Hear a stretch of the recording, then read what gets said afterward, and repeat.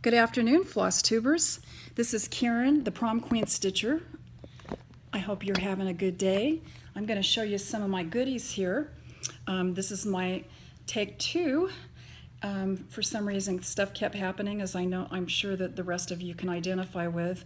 You know, the phone fell down and the cat jumped up in front, displaying her bottom, which I'm sure nobody wants to see. And so as a result, I guess I get to start over. It's good to be with you this afternoon.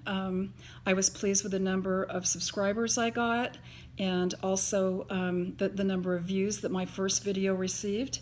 I hope I get even more folks take a look at it. Let's see, let me show you my FFOs. And these are some that are very recent, and I'm so pleased with them. Vonna was the one who did the finishing on them. You know, it had been a long time since I had anything finished by anybody else. Not that I really do it. I would just stitch stuff and then it would just sit there. And so I thought, oh, I think I'm gonna take the plunge and send them to her, and as long as she doesn't die laughing at my stitching, I guess I'm pretty good to go. So anyway, I want to show you what it is that I had finished, and I'm so pleased with what she did. This is by Prairie Moon. It's an out-of-print chart, and his name is Old Blue Eyes, and so he's what we call a sugar skull, and he's going to be a wall hanging. She put a little piece of fabric up here that I'll put a dowel in. I just need to go to Joann's and get it. And this was stitched for a good friend of mine for her Christmas gift this year. So, you know, to be honest with you, I think he was in progress for about 1.5 years.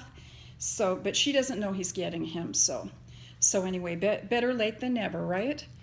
The second thing I got that Vonna put together is a little guy Halloween ornament by Sue Hillis. It says "Bad to the Bone," and it's done on the called for fabric, which looks like candy corn, which I thought was really adorable. And here's the back right here. She did such a great job, and I just think he's just a handsome little dude, and I think I may keep him for myself. And then the third thing I got was one of these stand-ups, or what does she call them? I can't remember exactly, the things that are on the little easel deals. And this particular chart was from the stitching blog by the name of Stitching Dreams. It was in her freebies, and I just love doing it. It's on a white like sparkly fabric. I don't know if you can see that or not the closer I get. And then it was done with either Weeks Dye Works or Gentle Arts sampler threads, so that I didn't have to change color at all. It was just like thread your needle and go. And so he was really fun to do. Now these 3 pieces are among the first 3 things I did once I retired. I retired in 2013, and haven't done as much stitching as I thought I would, but now I've got the stitchy bug, and a lot of it has to do with Flosstube and just having access to some of the newer things. But anyway, I was so pleased with Vonna's finishing. You know, I got to give her a shout out if you guys are interested at all in getting some of your pieces done. Very reasonable and very professional. Okay, the second thing I wanted to share today is I've got a couple works in progress. I'm still working on, this is number 11 of the Urine Chalk by Hands-On Design. There's the front. And I don't have that much more to go. There it is. And it's done on 25 count Lugana over 2 with the called for threads. I think they're all Weeks Dye Works. And I've just had such a good time with this series. I'm going to be kind of sad when it's over, but then it'll be time to move on to something else. I'm kind of that way with books and movies too. Sometimes I hate to see those end as well. Here's a second thing that I'm also working on. This is a rack, and it's one of the Prairie Schooler Santas.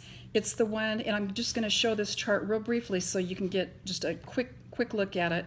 It's the one where there's a lamp, it looks like a lamp post that actually is a candy cane. So there it is. This is my working copy right here, and I don't want to leave it up very long. So I'm working on that. Interesting story. I'm used to working in hand. I don't necessarily like working on the Q-snap anymore. I don't know when that happened. When I first learned to stitch, I learned to stitch on a hoop like a lot of people, and then I switched to the Q-snaps. And the reason I use Q-snaps on this particular project is I hadn't bound the edges of my fabric, and it's a linen that definitely ravels very easily, and so I didn't want to end up having a bunch of raveling and no fabric left. But I think I'm going to go ahead and pink the edges with my pinking shears, and then just go ahead and take it off the Q-snaps, because I find I'm really not enjoying stitching this way anymore. I don't really, can't even tell you why. It just is what it is. So those are my whips. I have several things kitted up that I hope to get to eventually. I think they've been kitted up for a number of years, but you know, we can always be eternally positive. Here's one that this time of year would be very appropriate to get moving on. It's by Hillside Samplings, and it's called the Jack-o'-lantern Beginner Hardanger. And it's just as cute as it can be. And I think this would be a good way to be working on my hardanger skills, and plus do something that's just kind of fun and fallish. So that'll be done on an off-white linen. And I've got a bunch of the, you guys are going to laugh when you see this because you just don't see them anymore. These are the Needle Necessities. They're pearl cotton, so I'd be using that, which would be really nice because they're over dyed, and I think it would look really nice with this pumpkin. I just hope I don't run out. I think I've got about 6 skeins in there, so that should be sufficient. So that's one of the ones that I have kitted up. Another one that I have kitted up is a chart by the name of Lavender Wings, and I'm not even sure. It's called Midnight Ride. Not even sure if this is even available anymore. This is what happens when you stitch for a long time and you have a big stash. But it's the witch, and you can just see her silhouette there. Looks like there's going to be an awful lot of black, but she's sitting on the moon. Very, very cute. So anyway, I hope to eventually get that done. And and I've got that to do on kind of a teal color. This is I guess a Belfast 32 count teal.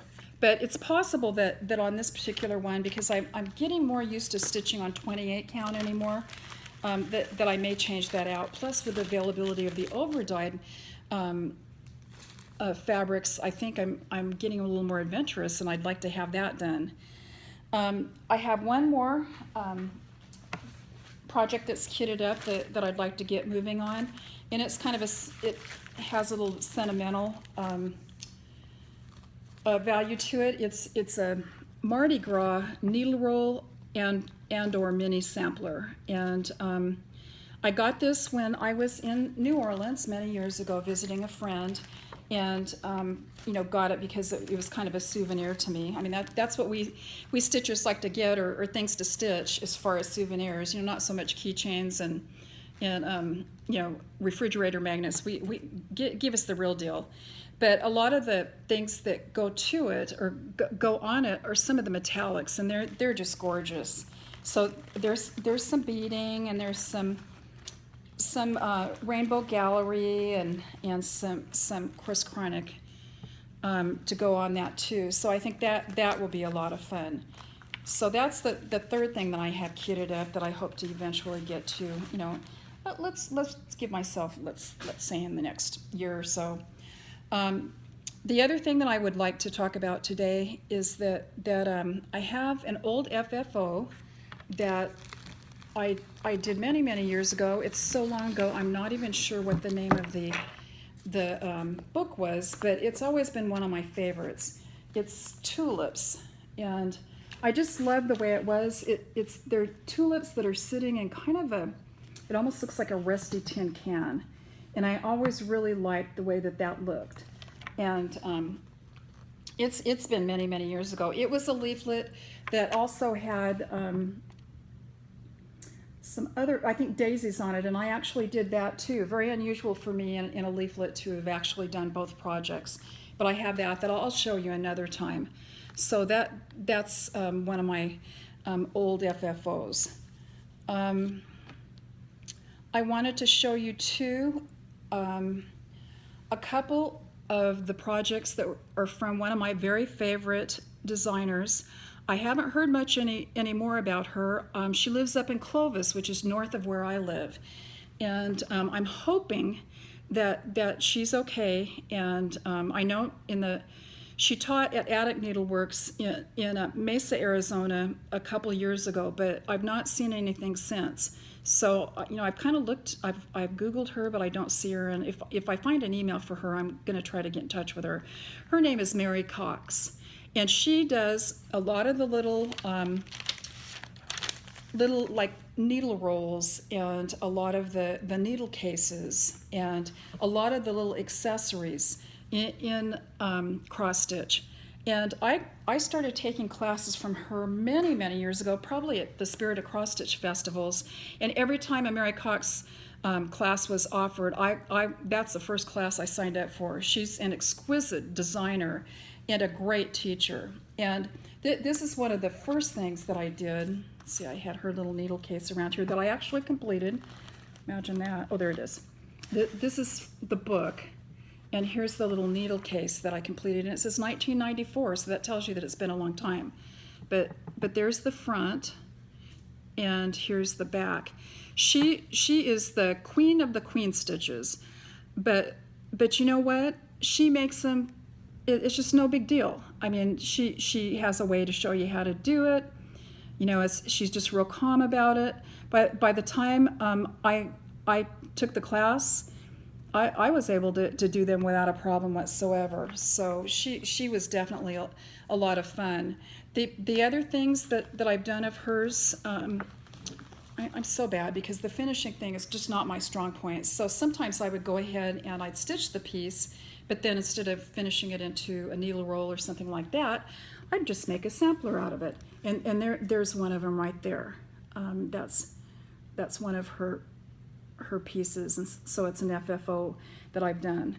And then I have two other more examples of her work, one of which is in progress. It's not finished yet, but it was a great class, and I hope to get back to it. It's this right here.